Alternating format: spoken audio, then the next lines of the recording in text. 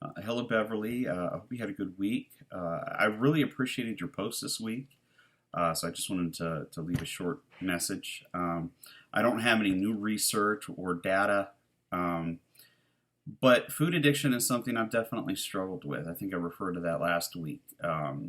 Coming off of my third combat deployment, dealing with some post-traumatic stress, um, I dealt with a lot of really difficult things in Iraq.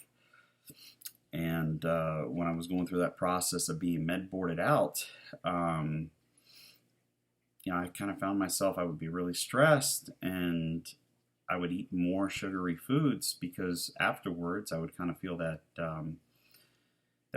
sugar crash.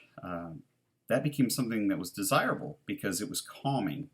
So if I was so stressed and frazzled and just ready to explode, you go eat a bowl of ice cream and all of a sudden you're mellow.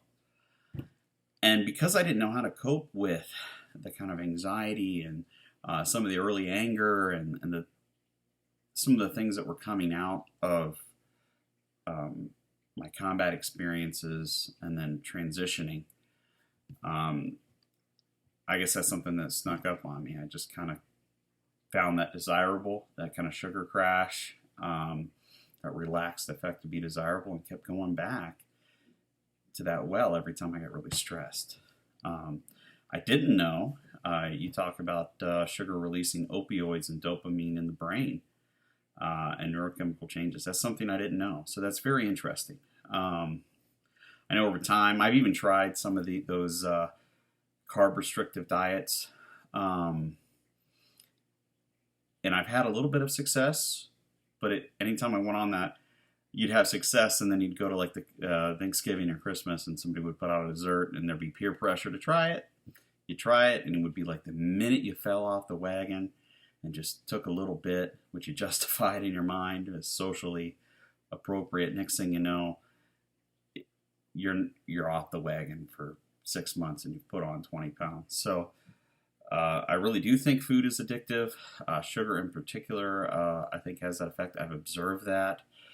Um, like I said, from my anecdotal personal experience, it was something that would calm me down.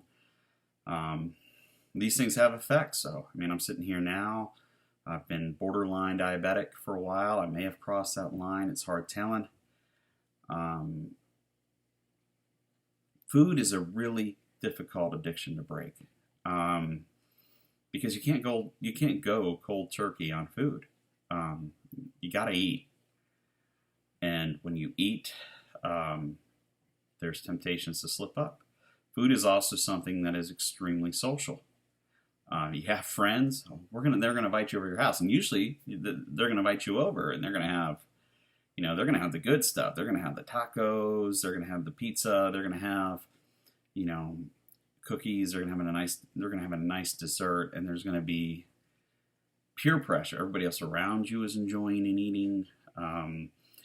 There's a sense of, oh, I want to be respectful and try what you made, and you slip up. You're out socially. You're trying to be with friends, and you start to,